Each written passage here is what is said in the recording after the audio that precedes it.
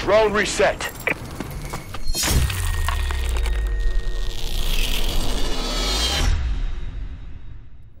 Hey guys, what is up? GoldGlove here, and I have some brand new Call of Duty Advanced Warfare gameplay for you guys. I actually went out to San Francisco to the multiplayer event, and I not only got to play the game, but I also got to record some footage for you guys.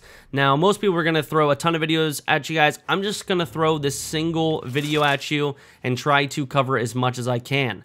Now, in the beginning of this, it's going to be all about the customization. The customization in this game is absolutely bonkers.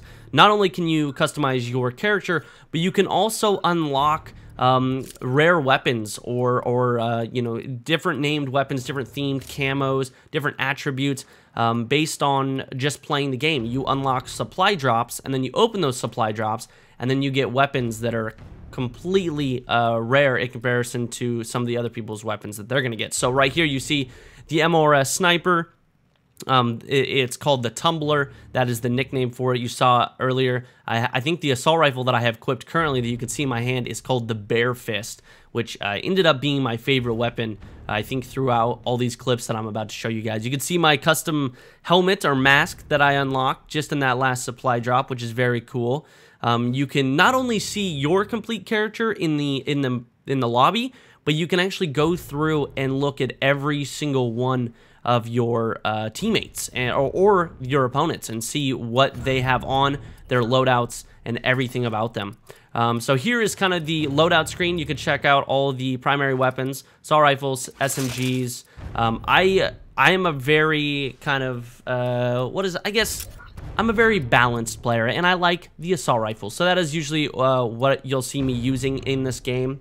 Tons and tons of attachments. There's actually a new system called the Pick 13 system, and it's very similar to how Black Ops 2 was set up, where you have 13 points, and you put those 13 points in specific slots. So an attachment costs a point.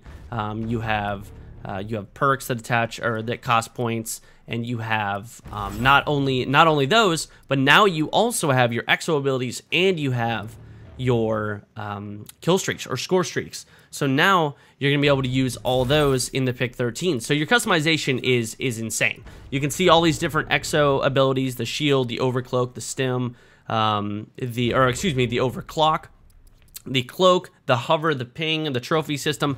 There's so many different ways to customize your character so you can play your way, and that's what I found most satisfying about this game. I actually, most of the time, I was trying to be a very quick and stealthy player. So towards the end of the video, you're going to see me with a suppressor on my assault rifle, and I have an exo ability that makes me super quick, and I have a perk that keeps me off the minimap when I use my boost or my burst. Or my jetpack. It's super awesome. So it's based on how you want to play. There's even the ability to be a complete tank. If you want to put on an LMG and then put on an exo ability that possibly gives you some extra health, or if you want to put on the trophy system so nobody can kill you with grenades, that is something that you can do. Now, another thing they added is the ability to customize the kill streaks. So I think I should show it in a second. I'm going to click on the kill streak or the score streak, and I'm going to be able to change point values. So you see plus 100 points, overcharge, it makes it more powerful. You can actually customize your kill streak the way you want it to be. And there's even one that's called Wingman, where it allows one of your buddies or one of your teammates to hop in and use the kill streak with you. They don't have to have any points. That's just what it allows you to do. Now, the character customization or the pilot customization is very cool. There are 3 female characters to choose from. I decided to show off the ladies a little bit because I feel like everyone's going to use the guys. So I wanted to be a female. I wanted to see what I could do. Now, this is pretty much just the basic stuff that you start out with. But as you progress in the game, you're going to unlock more and more loadouts, or more suits and armor and gloves and boots and pants and just the whole 9 yards. It's going to be insane. And you guys saw towards the beginning of the video where I had that blue tiger digital camo-esque mask. It looked really sick. I think I only played like 3 or 4 games and I had already unlocked that. So I'm sure there's going to be some crazy gear that you're going to be able to get. And let's actually get into some gameplay. So right here we're actually playing Uplink, which is a game mode where you have to capture the drone. You take the drone and you can actually you throw it into the enemy's goal. And if you throw it in, you get a 1 point. If you run it in, you get 2 points. So a very, very cool game mode. Kind of, I'm trying to. There's a Halo 4 game mode that I cannot think of the name of. I think it's called Ricochet, and that is very similar to this one. A lot of fun. Cannot wait to play more of this. And I love the fact that you can not only you pick up the ball and you can actually throw it at your opponent, and if he catches it, he can't shoot you, and then you just get an easy kill out of it. So I was doing that a bunch just to fuck with people, just to annoy them. But you can see the score point right there, the little red sphere that's in the air. You can either throw it in, or like I said, you can run it in, you get 2 points. This was probably my favorite setup right here, was this assault rifle. I can't remember the name right now, but I think it was the one that was called the Bear Fist.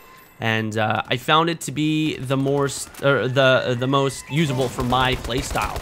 I was able to, you know, close range engagements. I was able to kill people, and long range engagements as well. Sheesh, English, it's hard. I've been playing too much Call of Duty apparently, and not studying enough on my own language.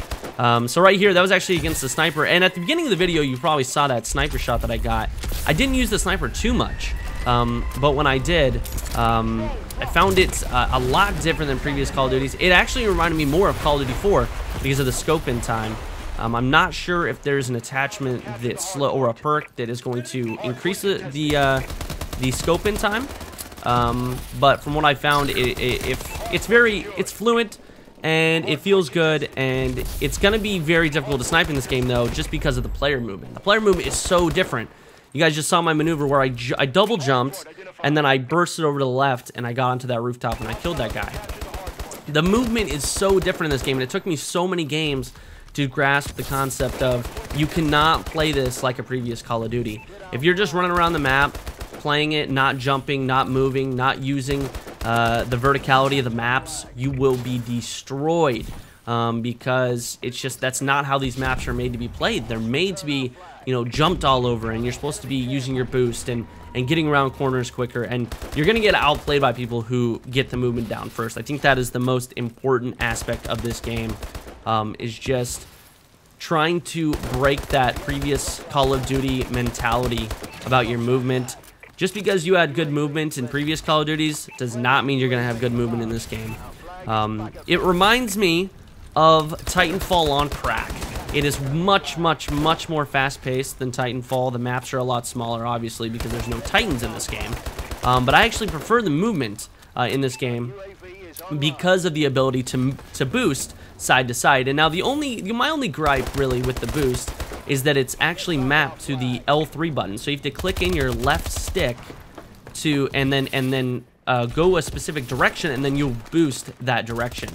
Now, I don't know how I feel about that, because after playing for just an hour, my thumb already was killing me. So for those people who like to no-life video games when they come out like me, your thumb's gonna die. Now, if you have a SCUF controller and it's remappable, then you are set to go. You can probably just remap that to one of your paddles, and you're gonna have such a huge advantage. But after, you can see how my movement kind of progresses throughout this video. By the end of it, I was kind of understanding, okay, you cannot play this like a previous Call of Duty. And I cannot emphasize that enough, that it's so important to realize you cannot walk around the map like you would in previous ones, because some guy is gonna burst over the top of you, knife you in the jugular, and you're gonna be donezo. So, all in all, I really like this. I really like the game, guys. I really had a good experience with it. I'm really excited for Call of Duty. You guys know you don't hear me say that too often, but I really enjoyed the maps. I enjoyed the game modes. War is coming back. Hardpoint. Uplink is a great new game mode that I'm so excited they added. The guns felt good. The movement felt good. Everything was awesome. I'm excited. So hopefully I'll give you guys more information regarding the race soon, because I think we will be doing it. But that is my Call of Duty Advanced Warfare multiplayer gameplay early access. So hopefully you guys enjoyed. If you did, be sure to hit that like button. Be sure to subscribe for all future videos, and I will catch you guys later. Take it easy.